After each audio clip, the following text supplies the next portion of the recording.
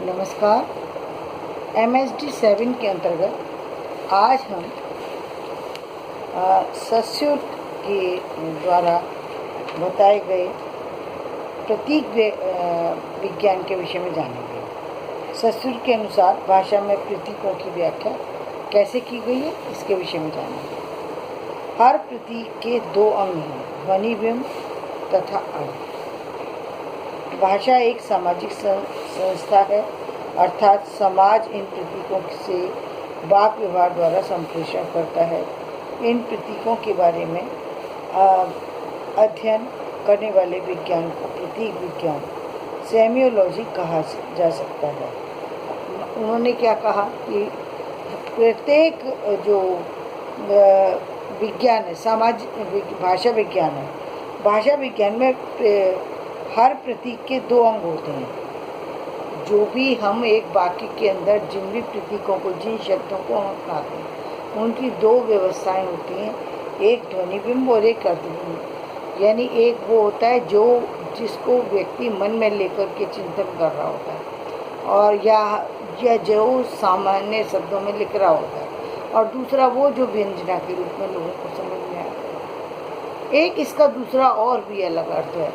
वो कौन सा अर्थ है? वो ये है कि एक ध्वनि बिंब वो होता है जिसमें व्यक्ति उस चीज़ के विषय में सोच रहा होता है, और अर्थबिंब वो होता है जो वो लिखता है उसके द्वारा जो विशेष बातें निकल के आती हैं, जो व्यंजनात्मक चीज़ें निकल के आती हैं, जो अन्य अर्थ निकल कर के आती हैं, वो जो है वो अर्थबिंब कहलाता है या अर्थबिंब। अर्थ एक तो सामान्य अर्थ और एक अर्थ की व्याख्या कब होती है?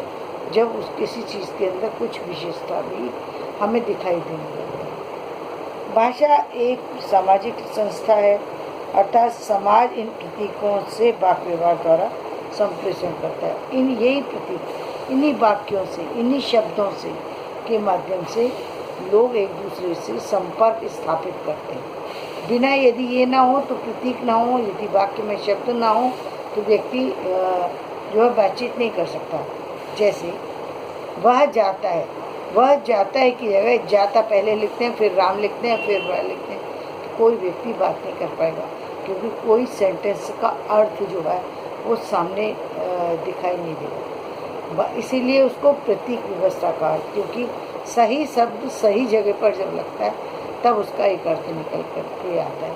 यानी उसके वो एक अर्थ जो है वो ध्वनित होता है, वो अर्थ सुनाई देता है, तब उसको व्यक्ति समझ पाता है। इन प्रतीकों के बारे में अध्ययन करने वाले विज्ञान के प्रतीक विज्ञान सेमियोलॉजी कहा जाता है। अगर हम प्रतीक विज्ञान का आरंभ सस्युर से माने तो गलत नहीं होगा। मतलब इससे पहले तक किसी ने वाक्य के विषय में ये प्रतीक शब्द को इस्तेमाल नहीं किया था। तो इस तरह से यदि हम देखें तो सस्युर जो है, जिन्होंने एक वाक्य की रचना के बारे में, एक भाषा की रचना से पहले आने वाली वाक्य की रचना के बारे में इस तरह से सोचने की कोशिश की। भाषा विज्ञान को प्रतीक विज्ञान के अंतर्गत रखते हैं। भाषा विज्ञान का संबंध समाज विज्ञान से है, क्योंकि उनका कहना ये है कि भाषा का प्रयोग व्यक्ति किसके लिए करता है? समाज के लिए, चाहे समाज में लेन देन के लिए, व्यापार के लिए करे, या शिक्षा के लिए करे, या अपने खुद के व्यवहार के लिए करे, सामाजिक संबंधों को स्थापित करने के लिए करे। लेकिन ये पूरा भाषा विज्ञान का जो संबंध है मूल रूप से समाज के लिए ही है। सारी चीज़ें समाज से जुड़ी हुई होती हैं। प्रतीक विज्ञान का मनोविज्ञान से, और जो प्रतीक विज्ञान है उसका हमारा मनोविज्ञान से। हम जैसे चाहते हैं, इसीलिए यादृच्छिक शब्द का भी उन्होंने प्रयोग किया। जैसे चाहते हैं वैसे शब्दों को मोल्ड कर लेते हैं। जितना मैं अभी इस समय बोल रही हूँ, क्या हर शब्द को लिख करके तैयार किया जाता है? नहीं। हाँ, एक समय ऐसा होता है जब हम लिख करके तैयार करते हैं। कब? जब हम इस प्रारंभिक अवस्था में जब होते हैं, यानी हम जब स्टार्टिंग करते हैं किसी चीज़ को सीखने की, समझने की, बोलने की, तब हमको ये तैयार करना पड़ता है। विशेष रूप से उस समय तैयार करना पड़ता है जब हम इसी चीज़ को, यदि हम टीवी पर या फिर हम न्यूज़ में या हम चैनल पर किसी पर बोल रहे हैं, तब वहाँ पर हमें लिख करके तैयार करना होता है। उसका कारण क्या होता है कि हमारे पास कुछ सेकंड होते हैं या कुछ मिनट होते हैं जिसमें हमें अपनी बात कंप्लीट करनी होती है। तो हमें वो टाइम बाउंडेशन की वजह से लिख कर के तैयार करना होता है, ताकि हम अपनी बात भी पूरी रख सकें और उस टाइम पीरियड में भी कंप्लीट कर सकें। तो प्रतीक का संबंध मनोविज्ञान से, लेकिन दोनों विज्ञान कुल मिलाकर अर्थ संप्रेषण की रचना तथा प्रक्रिया पर प्रकाश डालेंगे। हम प्रतीकों की रचना के बारे में पढ़ेंगे, जिससे अर्थ के संबंध में संस्कृत की मान्यताओं का परिचय मिल सके। प्रतीक मनोविज्ञान वस्तु है जिसके दो अंग हैं, प्रत्यय और संकेतिक। कॉन्सेप्ट मतलब एक तो कॉन्सेप्ट क्लियर हो जाता है, कहते हैं जब एक शब्द ही लिखते हैं हम निबंध में, पहले सबसे पहले हेडिंग देते हैं निबंध में या न्यूज़ में या और किसी ऐसी चीज़ पर जिस पे खास समय फोकस देना हो या लेना हो समाज से, तो हम क्या करते हैं, एक हेडिंग लिखते हैं। और हेडिंग किसका के उसके उस हेडिंग से हमारा कॉन्सेप्ट क्लियर हो जाता है कि हम किस लिए ये सभा करना चाहते हैं, किस लिए ये सेमिनार करने चाहते हैं, किस लिए ये गोष्ठी करना चाहते हैं, किस लिए ये भाषण देना चाहते हैं, वो हमारा वहाँ पर उजागर हो जाता है। तो वो क्या है, उसको कॉन्सेप्ट, वो प्रत्यय और एक संकेतित और उसका एक संकेतित अर्थ होता है। यानी एक जो हमने शिक्षा लिखा तो शिक्षा का एक मतलब शिक्षा के संबंध में कोई बात कही जानी है। ध्वनि बिंब साउंड इमेज का या संकेतक के इसे ध्वनि नहीं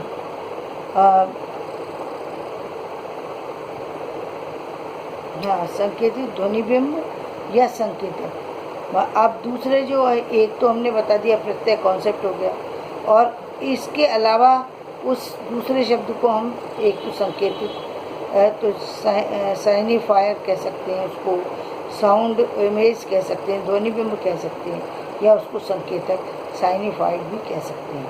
इसे ध्वनि नहीं कहेंगे, ध्वनि बिंब कहेंगे। ये ध्वनि नहीं है, ध्वनि तो पहले हमारे माइंड में चलती है, ये ध्वनि बिंब है जो आने वाली चीज़ की सूचना दे रहा है। ध्वनि बिंब यानी शिक्षा के बारे में सूचना दे रहा है। समय में इस समय एक मुद्दा चल रहा है, उस मुद्दे को उजागर कर रहा है, किसी न किसी टॉपिक को उजागर कर रहा है, तो इसीलिए हमने उसको साउंड इमेज भी बोला, ये उसको हमने ध्वनि बिंब भी कहा। प्रतीक यादृच्छिक होता है, और ये जो प्रतीक होते हैं ये यादृच्छिक होते हैं, जैसे चाहे हम उसको प्रयोग कर सकते हैं। अर्थात ध्वनि बिंब प्रत्यय का संबंध यादृच्छिक होता है। प्रत्यय से नया ध्वनि बिंब अस्तित्व में आ सकता है, और एक प्रत्यय यानी एक कॉन्सेप्ट से कोई नया ध्वनि बिंब आ सकता है। जैसे एक ही चीज़ के कई नाम होते हैं, वो नाम अलग अलग नाम से हम उसको पुकार सकते हैं। यादृच्छिकता का तात्पर्य व्यवहार में व्यक्ति की स्वतंत्रता नहीं है। यादृच्छिकता सामाजिक बंधन का ही दूसरा नाम है, जिससे भाषा सामाजिक वस्तु बनती है। जब भी भाषा में ऐसी यादृच्छिकता नहीं है, बल्कि तार्किक संगति और संगठित व्यवस्था है, इन दोनों के कारण ही भाषा में कई शताब्दियों तक अधिक परिवर्तन नहीं होता। तो जहाँ यादृच्छिकता नहीं होती और तार्किक संगति और नहीं होती और संगठित व्यवस्था होती है, वहाँ पर क्या होता है, भाषा एक तरीके सदियों तक उसमें भाषा में कोई परिवर्तन नहीं दिखाया जाता है। यानी वहाँ पर एक स्थायित्व आ जाता है, स्थिरता आ जाती है, जैसे किसी चीज़ में ठहराव आ गया। ध्वनि बिंब क्या है, ध्वनि बिंब यादृच्छिकता जब तक रहती है, जब तक हम चीज़ों में को बदल सकते हैं, नए रूप देते रहते हैं, तब तक लोगों का आकर्षण उस ओर बढ़ता रहता है। आज किसी चीज़ को, किसी व्यक्ति को आकृष्ट करने के लिए कुछ नया बताना होता है। यदि आप उस एक ही तरह की चीज़ रखते रहेंगे तो सामने वाला उस चीज़ को एक्सेप्ट नहीं कर पाता, और इसीलिए उसमें स्थायित्व होता है। तो आज हमने जो